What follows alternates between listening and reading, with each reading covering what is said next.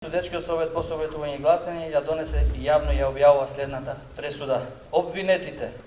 се ослободуваат од обвинение согласно член 403 став 1 точка 3 од Законот за кривична постапка дека во временскиот период од јуни 2011 година до 5.8.2011 година во Скопје прво обвинетата Елизабета Канчевска-Милевска како службено лице министер за култура во влада на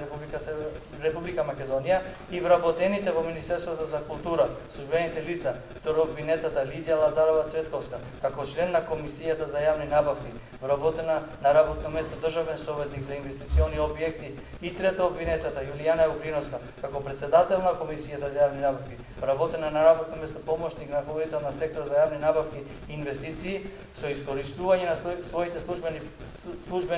службена положба и овластувања при вршење на јавни набавки како со извршители прибавиле за економскиот оператор ГТТ Бетон Штип АД Штип корист што се состои од незаконско повластување, фаворизирање за изведување на залошни градежни и градежни